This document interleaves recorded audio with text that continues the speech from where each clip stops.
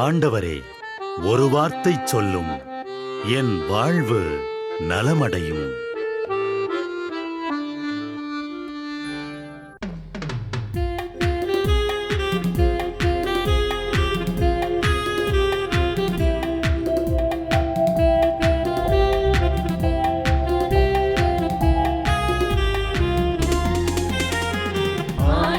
வார்த்தை வல்லமை தருவது அல்லேலூயா.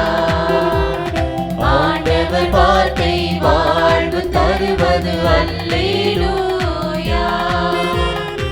ஆண்டவர் வார்த்தை வல்லமை தருவது அல்லேலூயா. ஆண்டவர் வார்த்தை வாழ்வு தருவது அல்லேலூயா. செவிகள் திறக்கட்டும், வார்த்தை வளம் பெற இதயம் திறக்கட்டும், பண்பு வலுப்பெறும், உண்மை உணர்வுகள் வாழ்வில் புலரட்டும், நிறைவாய் வாழ்ந்திடுவோம். ஆண்டவர் வார்த்தை வல்லமை தருவது அல்லேலூயா. ஆண்டவர் வார்த்தை வாழ்வு தருவது அல்லேலூயா.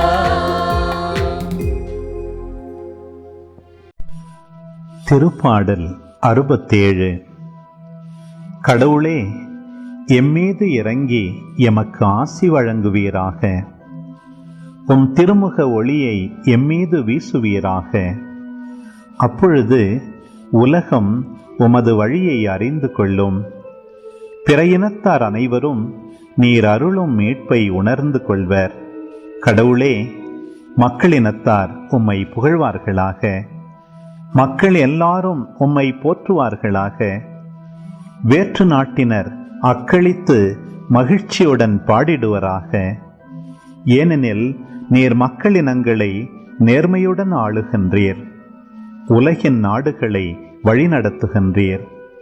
கடவுளே, மக்களினத்தார் உம்மை புகழ்வார்களாக. மக்கள் எல்லாரும் உம்மை போற்றுவார்களாக. நானிலம் தன் பலனை ஈந்தது. நம் கடவுள் நமக்கு ஆசி வழங்கினார். கடவுள் நமக்கு ஆசி வழங்குவாராக. உலகின் கடையெல்லை வரை வாழ்வோர் அவருக்கு அஞ்சுவராக. ஒரு வாக்குறுதி, அது எந்த அளவுக்கு உறுதியானதா இருக்க முடியும்? அதுவும் ஒருபோதும் பொய்க்காத, கண்டிப்பா நடக்கும்னு சொல்ற ஒரு வாக்குறுதி. இன்னைக்கு நாம ஏசாயா புத்தகத்துல இருந்து ரொம்பவே சக்தி வாய்ந்த ஒரு பகுதியை எடுத்து அலச போறோம். இயற்கையில நம்ம பாக்குற ஒரு சிம்பிளான விஷயத்த வச்சு ஒரு அசைக்க முடியாத வாக்குறுதிய இது எப்படி விளக்குதுன்னு பாக்கலாமாங்க. இதுதான் அந்த பகுதியோட மைய கருத்து. என் வாக்கு என் விருப்பத்தை செயல்படுத்தும். இது எது சாதாரணமா சொல்ற வார்த்தை இல்லையா? இதுல ஒரு அசைக்க முடியாத நம்பிக்கை இருக்கு. சரி, இந்த வாக்குறுதிக்கு என்ன அர்த்தம், இது எப்படி வேலை செய்யும்னு தான் நம்ம அடுத்து பார்க்க போறோம். இந்த உறுதியான வாக்குறுதியை புரிய வைக்கிறதுக்காக இதோட ஆசிரியர் ஒரு பிரமாதமான ஆனா ரொம்ப சிம்பிளான ஒரு டெக்னிக்கை யூஸ் பண்றாரு. அவர் இத இயற்கையில நாம எல்லாரும் பாக்குற ஒரு விஷயத்தோட ஒப்பிடுறாரு. அது என்னன்னு பாக்கலாமா? இப்போ இந்த ஒப்பியோட முதல் பகுதிக்கு வருவோம். கண்ணுக்கே தெரியாத ஒரு வாக்குறுதிய நாம எல்லாரும் கண் கூட பாக்குற மழையோட பயணத்தோட ஒப்பிட்டு இந்த பகுதி அதை நமக்கு புரிய வைக்குது. இந்த இயற்கையான செயல்முறை எங்க தொடங்குதுன்னு பாருங்க. வானத்திலிருந்து வர மழையிலையும் பனிலையும் தான் எல்லாமே ஆரம்பமாகுது. இது ஒரு தெய்வீகமான தொடக்கத்தை குறிக்கிற மாதிரி இருக்கு இல்லையா? இங்க மழையோட பயணத்தை ஸ்டெப் பை ஸ்டெப்பா பாருங்க. முதல்ல அது வானத்திலிருந்து இறங்குது, அப்புறம் நிலத்தை நல்லா நனைக்குது. அதனால என்ன ஆகுது? விதைகள் முளைச்சு செடிகள் வளர ஆரம்பிக்குது. கடைசியா அது நமக்கு விதையையும் உணவையும் கொடுக்குது. இது ஏதோ தற்செயலா நடக்கிற ஒரு விஷயம் இல்ல. இது ஒரு நோக்கத்தோட படிப்படியா நடக்கிற, உயிர் கொடுக்கிற ஒரு செயல்முறை. இங்கதான் ஒரு முக்கியமான விஷயம் வருது. மழை தன் வேலையை முடிக்காம, அதாவது நிலத்துக்கு தேவையானதை கொடுக்காம, அது ஆரம்பிச்ச இடத்துக்கே வெறுங்கையோட திரும்பி போறதில்ல. அதோட நோக்கம் நிறைவேற வரைக்கும் அதோட பயணம் தொடர்ந்துகிட்டே இருக்கும்.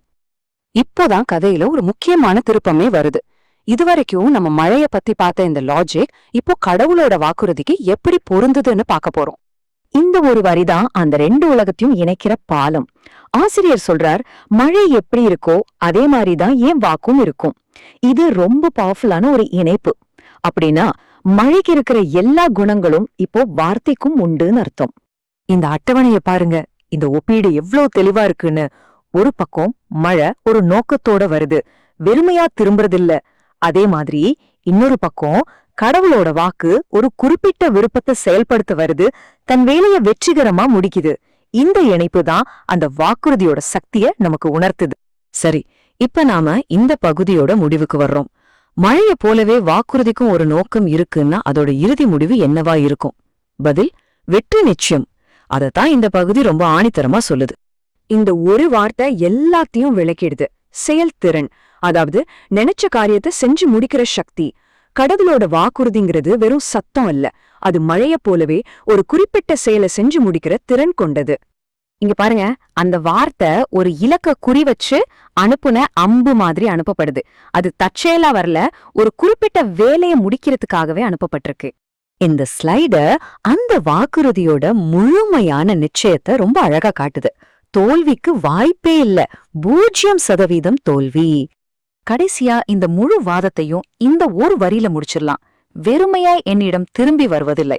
இதுதான் அந்த வாக்குறுதியோட அஸ்திவாரம். அதோட பயணம், அதோட நோக்கம் நிறைவேறினதுக்கு அப்புறம் தான் முடியும். ஆஹா, இன்னைக்கு நாம பார்த்தது என்னன்னா, ரொம்ப சிக்கலான ஒரு தெய்வீக கருத்தை மழையோட எளிய பயணத்தோட ஒப்பிட்டு எவ்வளவு சக்தி வாய்ந்த செய்திய உருவாக்க முடியுங்கிறது தான். நோக்கம், நிச்சயம், அப்புறம் செயல்திறன், இதுதான் இதோட முக்கிய குறிப்புகள்.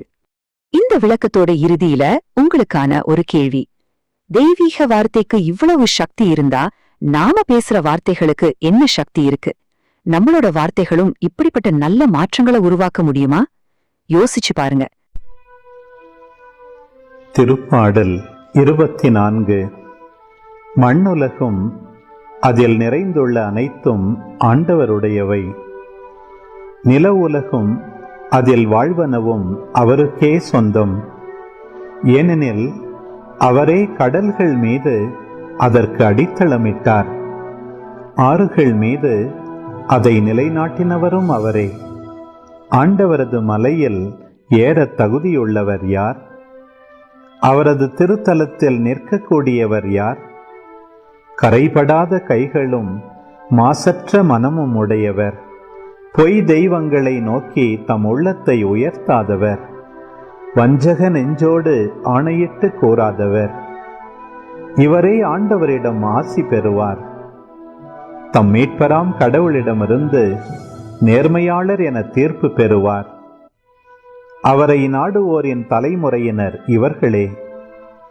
யாக்கோபின் கடவுளது முகத்தை தேடுவோர் இவர்களே. வாயில்களே, உங்கள் நிலைகளை உயர்த்துங்கள். தொன்மை மிகு கதவுகளே, உயர்ந்து நில்லுங்கள். மாட்சிமிகு மன்னர் உள்ளே நுழையட்டும். மாட்சிமிகு மன்னர் இவர் யாரோ? வலிமையும் ஆற்றலும் கொண்ட ஆண்டவர் இவர். இவரே போரில் வல்லவரான ஆண்டவர். வாயில்களே, உங்கள் நிலைகளை உயர்த்துங்கள். தொன்மை மிகு கதவுகளே, உயர்ந்து நில்லுங்கள். மாட்சிமிகு மன்னர் உள்ளே நுழையட்டும். மாட்சிமிகு மன்னர் இவர் யாரோ? படைகளின் ஆண்டவர் இவர். இவரே மாட்சிமிகு மன்னர். ஒரு பெரிய நகரம், அதுல வாழ்ற மக்கள். அவங்க கிட்ட இன்னும் 40 நாள்ல உங்க ஊர் மொத்தமா அழிய போதுன்னு ஒரு செய்தி வருது. என்ன ஆகும்? வாங்க, இன்னைக்கு அப்படிப்பட்ட ஒரு நூலை தான் அலச போறோம். இது ஒரு தீவிரமான மாற்றம், அப்புறம் 2வது வாய்ப்பை பத்தின ஒரு ஆச்சரியமான கதை. இந்த கேள்விக்கு பதில் இருக்கா? வாங்க, ஒரு பெரிய நகரத்துக்குள்ள ஒரு பயணம் போலாம். அங்க ஒரு கடுமையான கெடு விதிக்கப்படுது. அதுக்கு அந்த மக்கள் கொடுத்த பதில் உண்மையிலே யாரும் எதிர்பார்க்காத ஒண்ணு. சரி, நம்ம கதை இப்போ நினிவேங்கிற நகரத்துல தொடங்குது. இது ஏதோ சின்ன ஊர் இல்ல, எவ்வளவு பெருசுன்னா ஒரு முனையில இருந்து இன்னொரு முனைக்கு நடந்து போகவே 3 நாள் ஆகுமா. அந்த சீனை கொஞ்சம் கற்பனை பண்ணி பாருங்க. பரபரப்பான ஒரு பெரிய நகரம், ஒரே இரைச்சல், சந்தடி. இதுக்கு நடுவுல யோனான்னு ஒருத்தர் மட்டும் தனியா நடந்து வராரு. வந்து ஒரே ஒரு செய்திய சொல்றாரு. அதுவும் ஒரு பேரழிவை பத்தில இறுதி எச்சரிக்கை. நினிவே மக்களுக்கு ஒரு காலக்கெடு கொடுக்கப்பட்டது. அவங்க தலைவிதிய மாத்த போற அந்த நாட்கள் வெறும் 40 நாட்கள் தான். இதுல முக்கியமா கவனிக்க வேண்டியது என்னன்னா, இது ஒரு ஆலோசனையோ இல்ல வேண்டுகோளோ கிடையாது. இது வரப்போற அழிவை பத்தின ஒரு நேரடியான பயமுறுத்துற அறிவிப்பு. நீங்க அந்த இடத்துல இருந்தா என்ன செஞ்சிருப்பீங்க?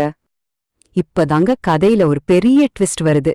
சாதாரணமா இப்படி ஒரு செய்தி வந்தா என்ன ஆகும்? சந்தேகம் வரும், விவாதம் பண்ணுவாங்க, மறுப்பாங்க இல்லையா?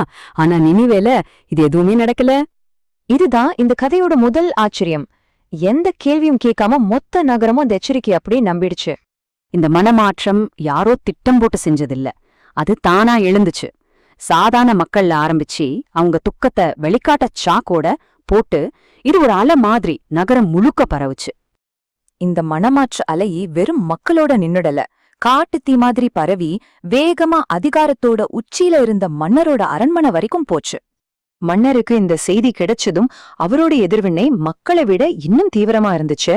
அவரோட துக்கம் தனிப்பட்ட முறையில நிக்காம அது ஒரு அதிகாரப்பூர்வமான ஊர் தழுவிய அரசாணையா மாறுச்சு. இந்த ஆணை அவங்க மனமாற்றத்தோட ஆழத்தை அப்படியே காட்டுது. மன்னரோட கட்டளை மனம் திரும்புதல ஒரு அதிகாரப்பூர்வ சட்டமாவே மாத்திருச்சு. மனுஷங்க மட்டும் இல்ல, விலங்குகளையும் கூட இதுல சேர்த்ததுதான் ரொம்ப ஆச்சரியமான விஷயம். எதுக்காக இப்படி ஒரு கடுமையான ஆணை? அதுக்கு பின்னால இருந்தது ஒரே ஒரு சின்ன நம்பிக்கைதான். யாருக்கு தெரியும், நம்மளோட இந்த மாற்றத்தை பார்த்து ஒருவேளை கடவுள் மனசு மாறி நம்மள அழிக்காம விட்டுடலாம் அப்படிங்கிற ஒரு எதிர்பார்ப்பு தான். சரி, இப்போ ஒரு எச்சரிக்கை இருக்கு. அதுக்கு அந்த மொத்த நகரமும் மனசு மாறி பதில் சொல்லிருக்காங்க. இதெல்லாம் வேலை செஞ்சதா? இங்கதான் காரணமும் காரியமும் ரொம்ப தெளிவா தெரியுது. அந்த மூளை என்ன சொல்லுதுன்னா, கடவுள் அவங்களோட துக்கத்தை மட்டும் பார்க்கல, அவங்க உண்மையிலேயே தங்களோட தப்பான வழிகளை விட்டு விலகின அந்த செயலை தான் கவனிச்சாருன்னு சொல்லுது. அப்போ உண்மையான மனமாற்றம்னா என்ன?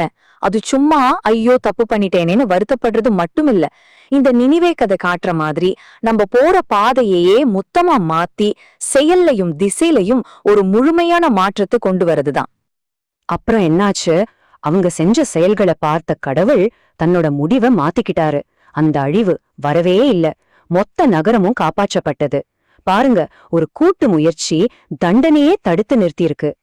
கடைசியா இந்த நினிவே கதை நமக்கு என்ன சொல்ல வருது? இது ஏதோ ஒரு பழங்கால கதை மட்டும் இல்ல, ஒரு எச்சரிக்கை, ஒரு சமூகத்தோட மனசாட்சி, அப்புறம் உண்மையான மாற்றம். இது மூணும் சேர்ந்தா ஒரு விதியையே மாத்த முடியும்னு இது காட்டுது. அப்போ இந்த காலத்துல ஒரு சமூகம் ஒன்னு சேர்ந்தா அதோட சக்தி எவ்வளவு பெரியதா இருக்கும்?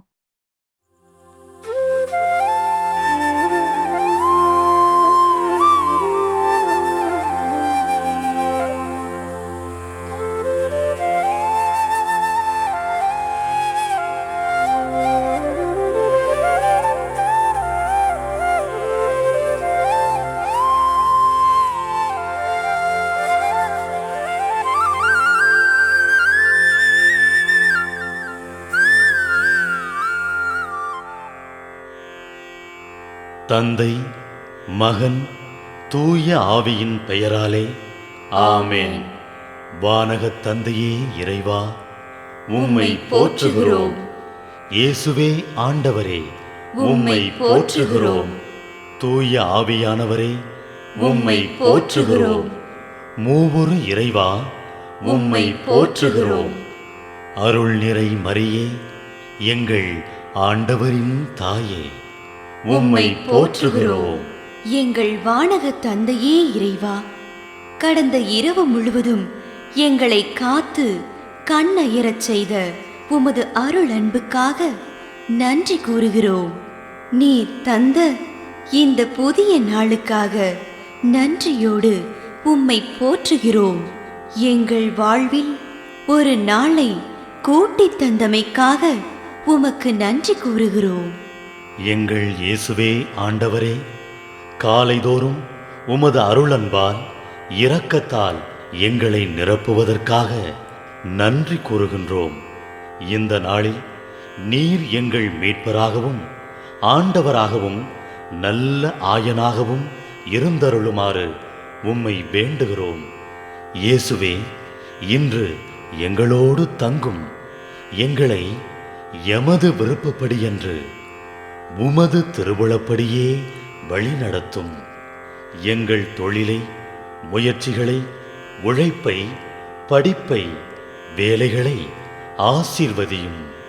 தூய ஆவியானவரே, எங்கள் வழித்துணையாளரே, இன்று முழுவதும் எங்கள் ஞானமாய், ஆற்றலாய், சக்தியாய் இருந்தருளும். தீமைகளை வெல்ல இந்நாளில் எங்களுக்கு மன உறுதியை தாரும்.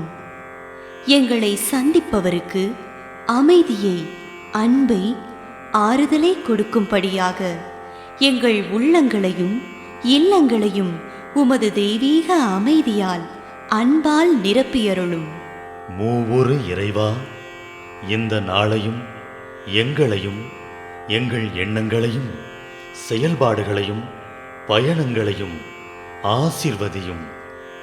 நாங்கள் சந்திக்கும் மனிதர்கள், எங்கள் குடும்பத்தார், உற்றார் உறவினர், எங்கள் நண்பர்கள் மற்றும் எல்லோருக்கும் துணையாயிருந்தருளும். மேலும் உடல் நலம் குன்றியோர், துயருறுவோர், கைவிடப்பட்டோர், தனிமையில் வாடுவோர், எளியோர், படிக்கும் மாணாக்கர்கள், ஆசிரிய பெருமக்கள், அரசு அலுவலர்கள், நாட்டு தலைவர்கள், விவசாயிகள், கடலில் பணிபுரிவோர், பிற தொழில் செய்வோர், துறவிகள், பங்கு தந்தையர், எங்கள் மறைமாவட்ட ஆயர், ஏனைய ஆயர்கள், திருத்தந்தை ஆகிய அனைவரையும் இக்காலை பொழுதில் உம் திருப்பாதம் ஒப்படைக்கின்றோம். அனைவரையும் ஆசீர்வதித்து பாதுகாத்து வழிநடத்தியருளும். அம்மா மரியே, எங்கள் ஆண்டவரின் தாயே, உம் கருணை மிகு அருட்பார்வை எனும் அடைக்கல கோட்டைக்குள்ளே இன்று முழுவதும் எங்கள் ஒவ்வொருவரையும் அரவணைத்து, எந்த சூழ்நிலையிலும் உம்மையும் உம் திருமகன் இயேசுவையும் விட்டு பிரியாதபடி எங்களை பாதுகாத்து வழிநடத்தி அருளும். எங்கள் நல்ல தந்தையே, கேட்டதெல்லாம் கிடைக்கும் என்ற தளராத உறுதியோடும் விசுவாசத்தோடும் எங்கள் அன்னையாம் மரியாளின் பரிந்துரையில் நம்பிக்கை வைத்து இந்த மன்றாட்டுக்களை எங்கள் ஆண்டவராகிய இயேசு கிறிஸ்து வழியாகவும் தூய ஆவியானவர் வழியாகவும் உம்மிடம் சமர்ப்பிக்கின்றோம். எங்கள் வானகத் தந்தையே, போற்றி போற்றி. எங்கள் ஆண்டவராகிய இயேசுவே, போற்றி போற்றி. தூய ஆவியானவரே, போற்றி போற்றி. மூவொரு இறைவா, போற்றி போற்றி என்று போற்றி மகிழும் எங்கள் இதயத்தை உமது தெய்வீக வல்லமையால் நிரப்பி இந்த நாள் முழுவதும் எங்களை பாதுகாத்து வழிநடத்தியருளும் எங்கள் நல்ல தந்தையே. ஆமென்.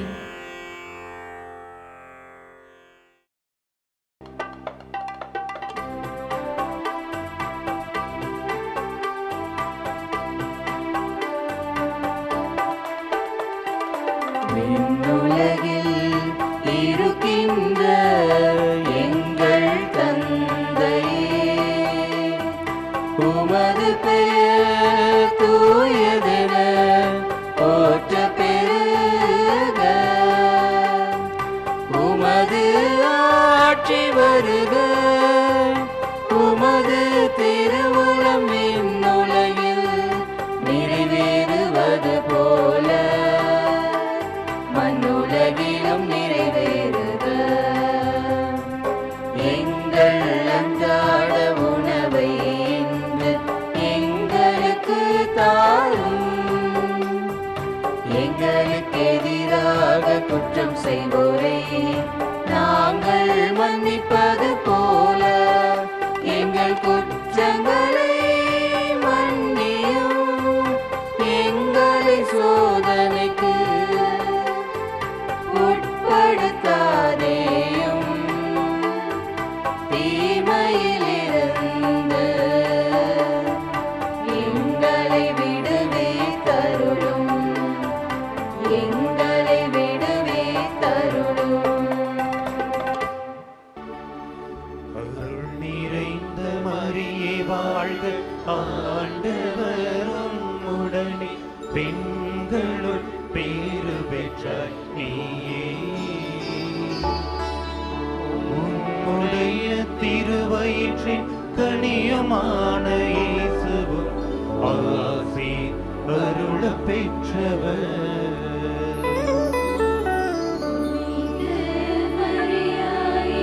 இறைவனின் மாதாவே, பாவிகள் எங்கள்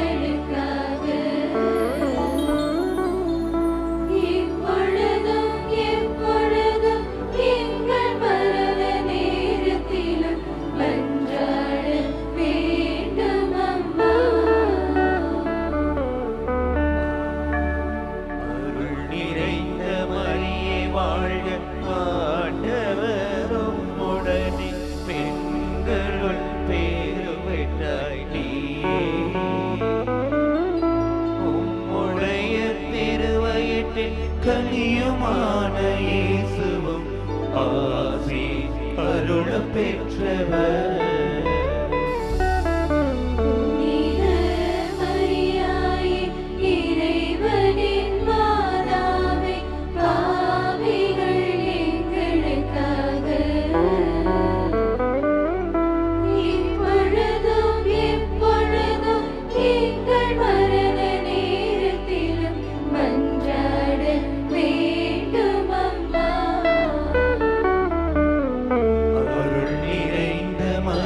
வாழ்க ஆண்டவர்